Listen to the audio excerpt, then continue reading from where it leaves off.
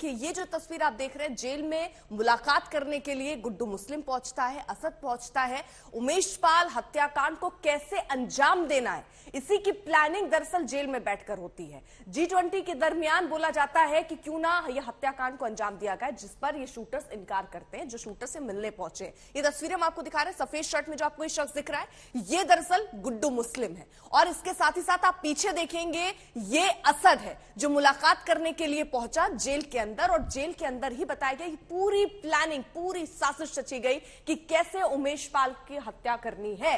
हालांकि पहला अटेम्प्ट नहीं था जब उमेश पाल की हत्या जिस दिन हुई, उससे पहले भी 2-3 अटेम्प्ट इन्होंने किए, लेकिन वो फेल हुए। उसके बाद रणनीति बदलती गई, साजिश बदलता रहा। मोटिव एक था कि ये जब तक उमेश पाल की हत्या नहीं होगी, ये ऐसे ही अपनी साजिशें रचते रहेंगे। और आखिरकार उमेश पाल के घर के पास ही उनकी हत्या की गई है। समर्थ हमारे साथ मौजूद है। समर्थ, ये प्लानिंग एक दिन की नहीं थी, लगातार प्लानिंग चलती रही। एक प्लान फेल हुआ, दूसरा प्लान फेल हुआ, और कब जाके चौथा प्लान जो है वो सक्सेसफुल हो पाया। हर प्लानिंग ऐसे ही जेल में हुई, क्योंकि हम तस्वीरें देख रहे हैं, बाकायदा शूटर्स जो हैं, गुड्डू मुस्लिम, असद, सब जाकर जेल में मिल रहे हैं, मुलाकात कर रहे हैं और साजिश रच रहे हैं। अर्पिता, शायद इस फुटेज के बाद कई लोगों के मुंह बंद हो जाएंगे जो ये लगातार कह रहे थे कि अतीक एंड गैंग का इस पूरे उमेश पाल हत्याकांड में कोई इन्वॉल्वमेंट है ही नहीं। आप मानकर चलिए, हत्याकांड 24 फरवरी को होता है और उससे 13 दिन पहले ये पूरी प्लानिंग होती है बरेली के जेल में, जहां आपको गुड्डू मुस्लिम से लेकर जो बमबाज, उसके अलावा असद खुद आपको यहाँ पर आता हुआ दिखेगा।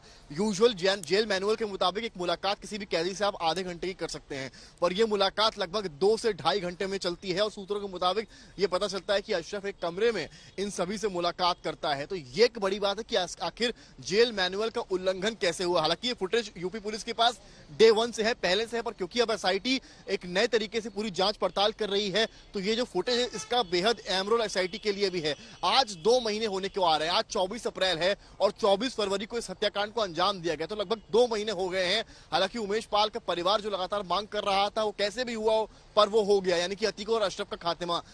पर सवाल इस वक्त जेल प्रणाली पर उठ रहा है, जिसको लेकर कि यहां पर कैदी से मिलने कोई भी आता है और आधे घंटे के बजाय 2-2.5 घंटा मुलाकात करता है, पूरी प्लॉटिंग करता है और 13 दिन बाद इसी बड़ी घटना को अंजाम प्रयागराज में देता है। सवाल ये बड़ा है और इसको लेकर सवाल लगातार उठेंगे। हालांकि एसआईटी पूरी तरीके से जांच कर रही है और जिस तरह से फुटेज का सहारा एसआईटी ले रही है, क्योंकि ये एक ऐसा प्रूफ है जिसको कोर्ट में जो यूपी सरकार के वकील हैं वो पेश करने वाले हैं। सुप्रीम कोर्ट में भी आज सुनवाई है, तो ये सारी वो सबूत है वो जो पुख्ता तरीके से बताते हैं कि किस तरह से ये सारे क्रिमिनल्स इस पूरी घटनाक्रम में मिले हुए थे और कितने बड़े तरीके से इसको अंजाम दिया गया, वो भी तब जब अतीक अहमद साबरमती गुजरात जेल में था और अशरफ बरेली जेल में। तो आप अंदाजा लगाइए कि जब 2 बड़े माफिया 2 बड़े जेलों में कैद हैं, पूरी सुरक्षा में अंदर बंद हैं, तब इस प्लानिंग को अगर अंजाम दिया जा सकता है, तो उस वक्त प्रयागराज और यूपी का क्या हाल होगा, जिस वक्त ये एक पद पर थे, एक पार्टी से जुड़े हुए थे और कहीं कोई एमपी था तो कोई एमएलए था। तो सवाल ये भी उठेंगे। फिलहाल पुलिस अपनी कार्रवाई कर रही है, शाइस्ता को ढूंढने की हो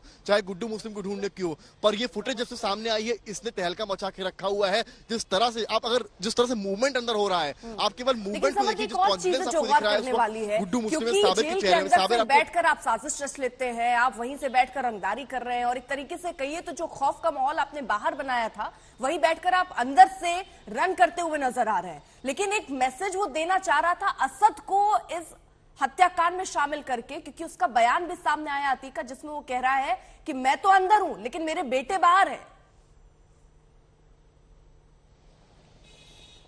अर्पिता, आपने एक और बयान भी अतीक का सुना होगा, उसको सबसे ज्यादा कॉन्फिडेंस अपने बेटे असद पर था। उसको ऐसा लगता था कि असद ही उसके एक जनरेशन को आगे ले जाएगा। जनरेशन की मैं बात यहाँ इसलिए कर रहा हूँ, एक लॉन्च पैड की तरह ये लोग काम करते आए हैं। जब जिस तरह से चांद बाबा को 90s में मारकर अतीक अहमद ने खुद को लॉन्च किया, उसके बाद अशरफ को लॉन्च करवाया 2005 में बसपा के विधायक राजू पाल की हत्या के साथ, और इस बार ठीक वही प्लानिंग थी इनकी असद को लॉन्च करने की उमेश पाल की हत्या के साथ। लॉन्च कर भी दिया था, पर प्लानिंग फेल हुई और यूपी पुलिस ने जिस तरह से काम किया, मुख्यमंत्री ने बयान दिया मिट्टी में मिला देंगे, उसके बाद यूपी पुलिस ने लगातार पहले बुलडोजर की कार्रवाई करी, उसके बाद धरपकड़ शुरू करी, झांसी में मुलाकात हुई, एक आमने सामने की अरेस्ट के लिए बात करी, जैसा कि यूपी एसटीएफ चीफ अमिताभ ने बताया, अरेस्ट के लिए जब उसने मना किया और क्रॉस फायरिंग हुई उसमें यानी कि उसमें असद की मौत हो गई, उसमें साबिर की। तो ये जो कहानी है, जो गुलाम की मौत हो गई, तो ये जो कहानी है ये बताती है कि जनरेशन जो थी जिसको अतीक आगे बढ़ाना चाहता था, माफियागिरी को अपने पूरे परिवार में आगे बढ़ाना चाहता था, उसको आगे बढ़ा नहीं पाया। लेकिन शाइस्ता को सबसे बड़ा सूत्र इसलिए कि शाइस्ता के पास इन सारी चीजों के राज छुपे हैं। जी अर्पिता।